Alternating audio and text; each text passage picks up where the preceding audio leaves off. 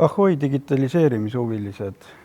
Meie vestlusteema täna, mida tähendab digitaliseerimine, mida see ettevõtte jaoks muudab, miks on vaja teenuseid digitaliseerida ja uurime, milliseid tööriistu on selleks kõige mugavam kasutada. Tänases vestluses osalevad minust paremal Grete Männikus, teenusedisaini ettevõtte Jutuvesti asutaja ja Tartu Ülikooli Pärnu kolledži õppejõud. Tema kõrval Ragnar Tammsalu, Tactical Solution arendusjuht ja MAK ehk siis maakondlike arenduskeskuste tootmise digitaliseerimise programmi eestvedaja. Ja minust vasakul Jüri Riives, tööstusele suunatud teadusarenduskeskuse IMEC asutaja ja Tallinna Tehnikaülikooli professor. Esimese küsimuse esitaks Gretele. Miks on vaja meil teenuseid digitaliseerida? Aitäh! Enamus Euroopa riikides on teenusmajanduses saanud juhtiv majandussektor. Ehk tegelikult juba mõnda aega ühiskond liigub teenustumise suunas, mis tõttu teenustel on üha olulisem roll majanduses üldisemalt. Teenuste all me mõistame täna oluliselt enamat kui klassikalist teenuse kontseptsiooni ehk teenust kui immateriaalset kaupa või kogemust või protsessi millegi kogemiseks või saamiseks, nagu näiteks massaažiteenus või juuksuriteenus. Ehk tänapäeval me mõistame juba teenuse all toodete ja teenuste süsteeme. Näiteks ostes uhiut autot. Auto on küll toode, aga selle toote garantii säilimiseks on meil vaja kasutada regulaarselt siiski teenust. Ehk meil tekib kohustus käia mingitel kindlatel aegadel hooldusteenust ostmas. Ehk siis seega võiks väita, et tooted ja teenused käivad käsikäes ning teenused loovad tihtipeale just lisandväärtust ja mingisugust eelist. Miks on vaja digitaliseerida teenuseid? Ma leian, et teenuste digitaliseerimine võimaldab teenuse protsesse optimeerida ja efektiivsemaks muuta. Digitaliseerimise ulatus teenuste puhul organisatsiooniti on kindlasti väga varieeruv, väga erinev. See sõltub väga palju organisatsiooni enda vajadustest ja eesmärkidest ehk milleks ta näeb vajadust digitaliseerimise järele, kuhu ta üldse soovib jõuda, areneda. Digitaliseerimise selline suurem ulatus võib tähendada organisatsiooni jaoks tegelikult ka ärimudeli kas muutust või siis täiesti uue ärimudeli loomist. Teenuste digitaliseerimise selline kasu ettevõtete või üldse organisatsioonide jaoks võiks seisneda veel lisaks aja ja ressursi üldse kokkuhoius, käib kliendi rahulolu kasvatamises, konkurentsieelise saavutamises ja üldse organisatsiooni protsesside ja töö tõhustamises. Tegelikult ka teenuste digitaliseerimise vajalikkust ja sellist olulisust näitas meile ka koroonapuhang.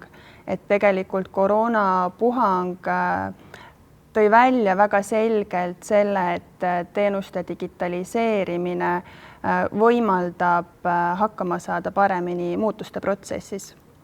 Tegelikult paremini said hakkama need ettevõtted ja tegelikult tänagi on paremas situatsioonis need ettevõtted, kes julgesid kasutada enda jaoks uusi digilahendusi, integreerisid neid oma igapäevatöö protsessidesse ja selle tõttu ka tõstsid oluliselt oma digitaliseerituse taset.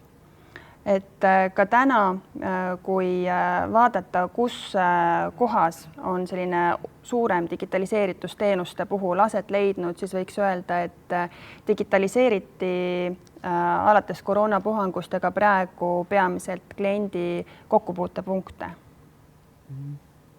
Selge, tänud.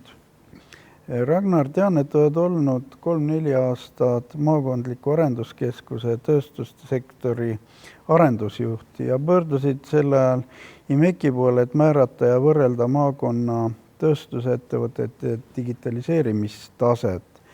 Kas siin on võimalik ka paralleel tuua meie tänase teemaga ehk siis teenuste digitaliseerimise vallaga? Aitäh!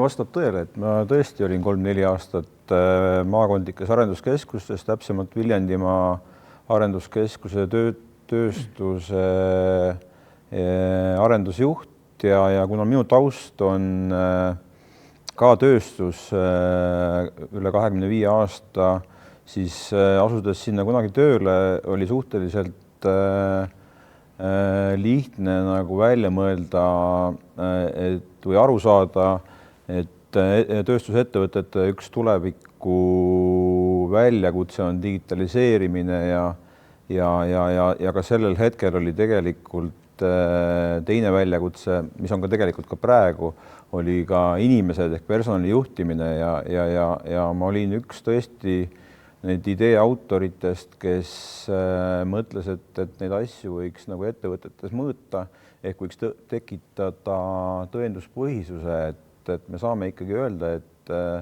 et ühes ettevõttes on siis mingi osa digitaliseerimise tase selline või selline ja me saame ka siis seda vastavalt nagu parandada, et varem minu üllatus oli suur, et me ei leidnud, otsides me ei leidnud maailmast ühtegi sellist tööriista, mis suudaks neid tasemeid määratleda ja mis oleks teaduspõhine. Ja siis saigi kunagi IMEC-i poole pöördutud selle küsimusega ja koostöös IMEC-iga sai 2017 aastal loodud veebipõhine tööriist, mis ühest küljest, mille eesmärk ühelt poolt oli kaasa aidata ettevõtete siis digitaliseerimise kiirendamisele. Põhimõtteliselt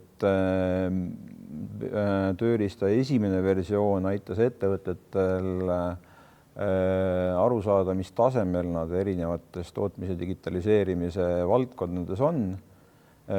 Tööriista teine pool juba edasiarendus aitas ettevõtetel võrrelda oma olemasolevat taset vajaliku tasemega ja ka kolmas versioon tänapäevaks on juba selline, mis mõõdab ka ettevõtte automatiseerimist ja paindlikkust. Et see oli nagu see ettevõtte vaade, aga meil oli hirmsasti tahtsime, et see ei oleks ainult ettevõtte keskne, vaid ta tooks kasu ka siis kas regioonile või ka riigile või tööstusharule ja siis me tegime selle tööriista selliselt, et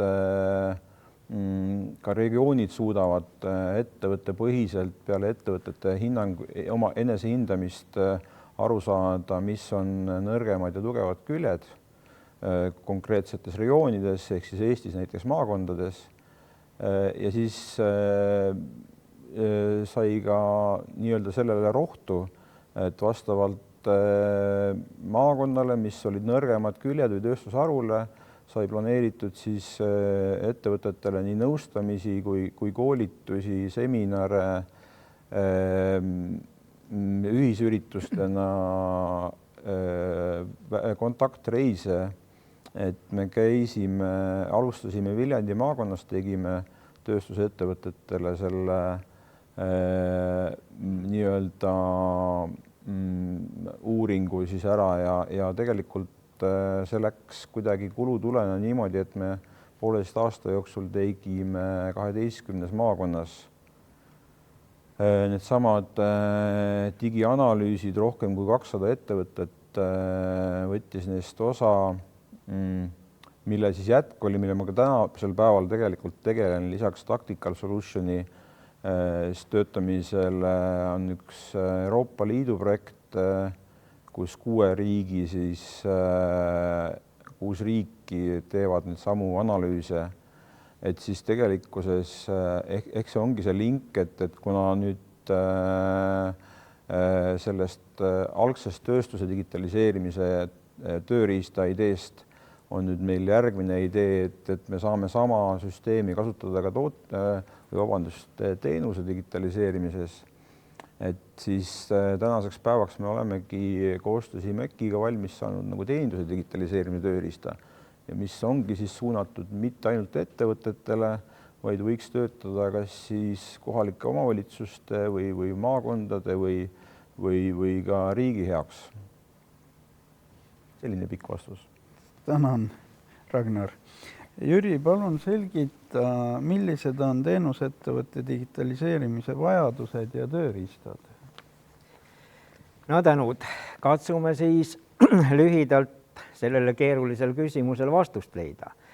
Et kõigepealt jätkaks sealt, kus Ragnar lõpetas ja tõepoolest me oleme siis omandanud nüüd üsna häid ja pikki kogemusi tööstusettevõtetele digianalüüsi ja digiteekaarti lahenduste koostamisega. Ja siin ikka juba jupp aega tagasi siis ka räägiti meiega, peeti nõu ja arvati, et vast võiks ka teenusettevõtetele koostada mingi tööriista, mis oleks võimeline siis nende olukordasi analüüsima. Grete just eelnevalt rääkis päris põhjalikult teenusettevõtte olemusest, aga kui midagi hakata tegema, siis on selge, et tuleb leida üles sellised pidepunktid, mida kindlasti siis uut lahendust välja töötades tuleks arvestada. Need on üsna palju, aga ma võib-olla lihtsalt mõned tooksin siis siin eelkõige välja, mille poolest kindlasti teenusettevõtted erinevad tööstusettevõtetest. No esimene on kindlasti inimeste roll on teenusettevõtete puhul hästi oluline. Sealt tulevad kõik need kliendisõbralikkuse ja kliendikesksuse ja muud küsimused. Edasi võrreldes siis tootmisettevõtetega selge on see, et teenusettevõtted kasutavad märksa vähem masinaid, seadmeid, tööriistu. No võib-olla jah, mõned valdkonnad küll erinevad, autoteenindus või meditsiin, ja neid on teisigi, aga üldiselt on see kindlasti selline. Sealt tekib siis küsimus, et kuidas ikkagi teenusettevõtetest tagada tootlikkus. Veel on üks omapärane fakt kindlasti, et teenus ise ei ole ju väga kallis, on enamus teenused ikkagi suhteliselt odavad ja see tähendab seda, et väga suur rõhuasetus ju peab olema efektiivsusel.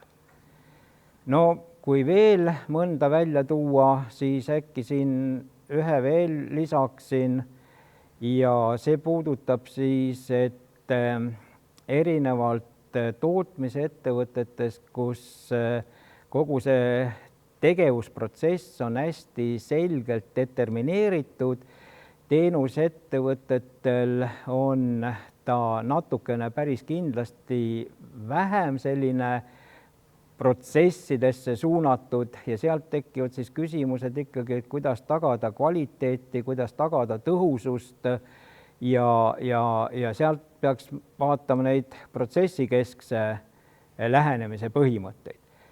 No ja neid kindlasti on veel mitmeid ja mitmeid. Nüüd edasi tahaks ka veel ühte asja rõhutada. See on olnud ka tööstusettevõtete digitaliseerimise lahenduse väljatöötamisel meie edupant, et me oleme lähtunud mingisugusest konkreetsest rahvusvahelisest lahendusest või süsteemist ja nendeks on standardid. Ja nii tööstusettevõtete puhul siis me kasutasime rahvusvahelist standardit, tollal oli ta veel siis USA keskne, nüüd on Euroopas ka, mis on siis üsna tuntud standard ISA 95.00 ja nii teeninduse puhul siis me lähtusime ka rahvusvahelisest standardist ISO ICE 20000. See tagab selle, et kui nüüd mingit lahendust välja töötada, siis on ta rahvusvaheliselt mõõdetav. See tähendab seda, et olgu siis autoteenindusettevõte Eestis või nagu siin eelnevalt öeldi, massaažisalong näiteks, olgu ta siis Eestis või Soomes või Saksamaal, teatavad põhimõtted peavad olema väga adekvaatsed ja üheselt mõistetavad. No vot, need olid siis sellised lähtealused ja siis selle tööriista väljatöötamise juures on meil niisugune lihtne mudel, mida võib-olla siis on võimalik ka pildina vaadata. Lihtsuses ju teatavasti peitub ka võlu ja seetõttu me oleme siis püüdnud nii teha, et ta ei oleks keeruline, ta oleks kasutajatele võimalikult arusaadav, aga võtaks arvesse siis kõiki neid vajalikke aspekte. Ühtepidi siis me oleme jaganud kogu selle teenindusprotsessi 10 osaks.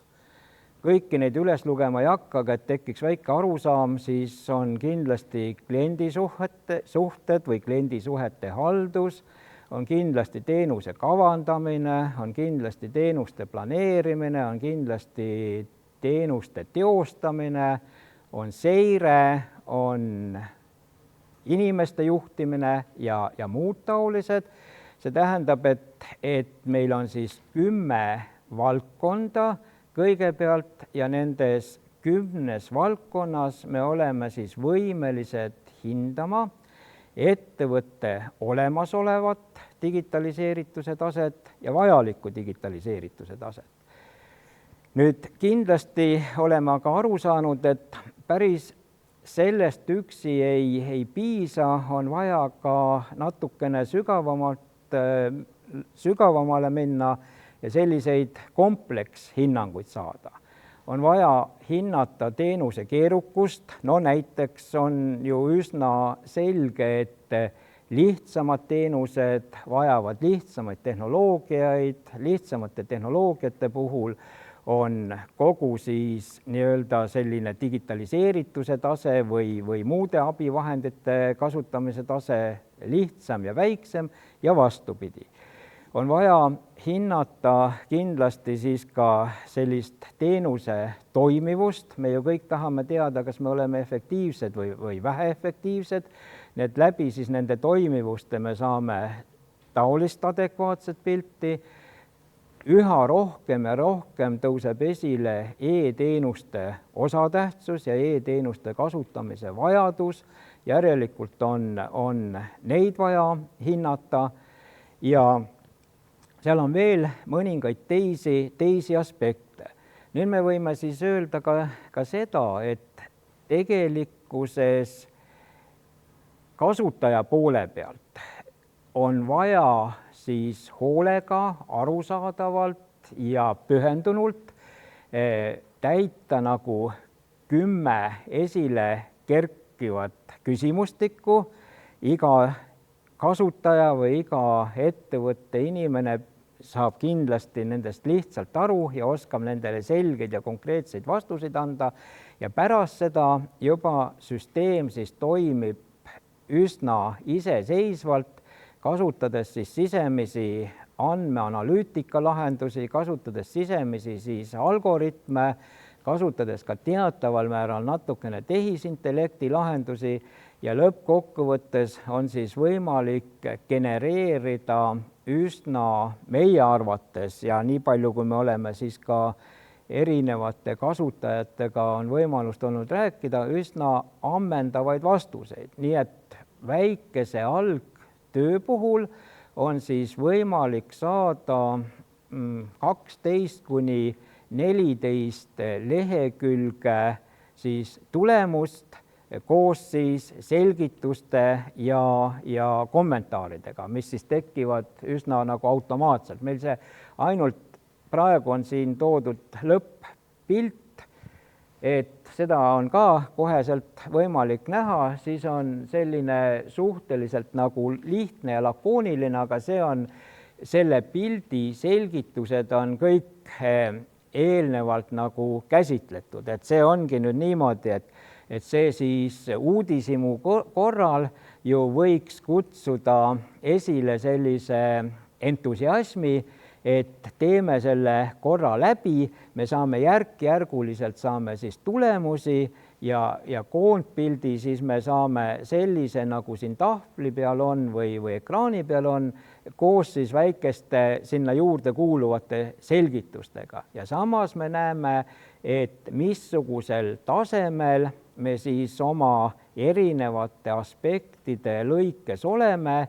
teenuse toimivuse seisukohast lähtudes ja võime hinnata siis oma tugevust või nõrkust ja vaadates siis neid kommentaare saame sealt esmaseid tähelepanekuid, mida me peaksime muutma või millele me peaksime tähelepanu pöörama. Aitäh! Tänan, Jüri. Grete, sa oled seda sama tööriista kasutanud. Palun räägi meile, mida see tööriist kasutajale annab. Ja see tööriist on teenusepakkujale üldse või teenust pakkuvale organisatsioonile väga heaks peegelpildiks või et selliseks peegelduseks, et kus maal ma praegu oma organisatsiooniga, oma teenustega olen. Ehk sisuliselt see võimaldab mul istuda maha ja mõelda kõikide nende etteantud punktide kontekstis, mis on minu praegune seis, mida ma teen, kuidas ma teen ja vastates nendele selgetele küsimustele ilusti endale ausalt ära, siis tegelikult saab vastu väga ausa pildi, et kus maal ma hetkel olen oma asjadega ehk et vastuseks tuleb minu tänane tase ja samas see võimaldab mul mõista, et kuhu suunas mul oleks vaja edasi areneda.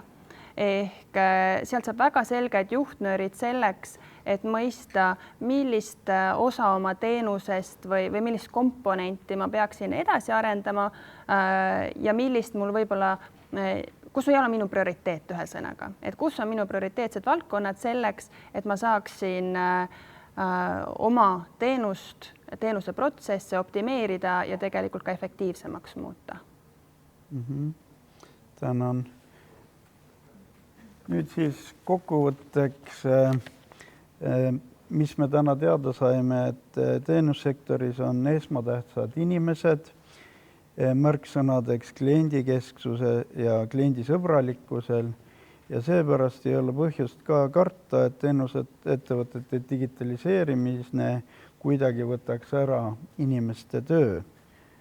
Teiseks kindlasti tähtis teema, mida sai siin puudutatud, on tootlikkuse tõstmine ja seda läbi siis digitaliseerimise võtme tähtsustamisega, et läbi digitaliseerimise on võimalik tootlikkust oluliselt paremini tõsta. Ja kolmandaks kindlasti üldine efektiivsus, mis on seotud teenuse terviklikkusega ja mis on ka siis digitaliseerimine peamine abivahend. Ilmselt milleta ei saa läbi tänapäeval ükski teenusettevõte. Nüüd veel siis kiire küsimus lühivastusega kõigile, et mis te arvate või kuidas te julgustaksite teenusettevõtteid, miks nad peaksid digitaliseerima või kus nad võiksid alustada sellega? Et alustame, Grete, sinust.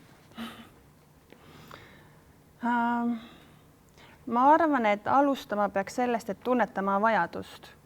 Et miks mul on seda vaja? Et kuna teenuste maastik on väga kirju, siis see vajadus ilmneb väga erinevates nüanssides ja kohtades. Et kõigepealt peaks mõtlema sellele, et miks mul on vaja, et mis on see eesmärk ja seejärel edasi liikuma, et kuidas ma saaksin seda vajadust täita. et kindlasti seesama tööriist selles mõttes ma leian, et see on hea kuluefektiivne vahend hindamaks olukorda, aga samas sealt tuleb ka reaalne töö siis ära teha juurde veel. Aitäh. Ragnar, miks sina oma ettevõttes digitaliseerimisega alustasid? Te olete päris kaugele jõudnud, ma tean. Sa mõtled, vabandust, aga sa mõtled, mis ettevõtet sa mõtled? Ma mõtlen ikkagi sinu praegust ettevõtet Tactical Solutions. Hea, aitäh küsimuse eest, et aus vastus on see, et ma ei oska öelda, kas me oleme kaugele jõudnud selle asjaga, ma arvan, et me oleme ühe pika tee alguses, aga me võtame samm-sammult ja me võtame vajaduspõhiselt, aga nagu Gretegi ütles asju, et ja nii lihtne on, et kõiki asju ei ole mõtet digitaliseerida suure tõenäosusega ja kõik ettevõtted peavad vaatama enda sisse ja mõtlema, mis etappe ja mida on päriselt ka selle ettevõtte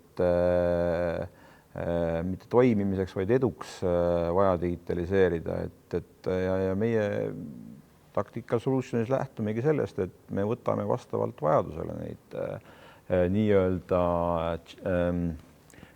challenge'eid endale, et step by step. Aitäh. Jüri, ma tean, et sa oled päris suur korüfee teenindusettevõtete nõustamisel ja ka lööd kaasa nõukogudes, et mis sina sellest arvad? Noh, jah, ega nüüd rohkem ma ikka loen ennast tööstushundiks, aga tõepoolest on ka natukene teenindusettevõtetega kokkupuuteid ja no mida öelda, kõik targad sõnad on ju siin palju juba ära öeldud. Ma ütleks kahe väga ära leierdatud märksõnaga, milleks üks on jätkusuutlikkus ja teine on konkurentsivõime. Ja paraku tahame me või ei taha, need ongi iga ettevõtte juures elus olemiseks äärmiselt vajalikud. Kui rääkida siis jätkusuutlikkusest, siis ilma muutusteta ei ole, mina ei kujuta tänasel päeval jätkusuutlikkust eriti ette, sellepärast et kogu maailm muutub, kogu nii-öelda meid ümbritsev keskkond muutub, väljakutsed muutuvad ja kõik. Järelikult me peame dünaamiliselt arenema, me peame mõtlema, mida ja mis need järgmised sammud võiksid olla. Ja täpselt sama on konkurentsivõimega, sellepärast, et kas või siin neid samu juuksuri töökodasi on ju kõrval võib-olla ühel, ma ei tea, ruutkilomeetril 7 tükki vähemalt näiteks, kui mitte rohkem. Ja eks igaüks nendest siis peab püüdlema paremuse poole. Ja nüüd siis tahaks ikka veel korra tulla nende samade lihtsate vahendite juurde, et see sama digianalüüsi vahend on üks selline, mis on lihtne, käepärane, igaühele suutlik ja me usume, et läbi nende vastuste, mida sealt saab, on võimalik enesele tekitada niisugust sisekaemust ja aru saama, mida ma võiksin, peaksin ja oleks vajalik järgmiseks ette võtta. Aitäh! Aitäh, Jüri! Tänan kõiki kuulamast. Minu nimi on Tõnu Lelumees ja huvi korral võib meiega ühendust võtta info@imec.ee meiliaadressil või siis kellel suurem huvi saab seda kõike ka uurida meie kodulehelt www.imec.ee. Suur tänu ja kohtumiseni digitaliseerimismaastikel. Aitäh! Tänud! Aitäh!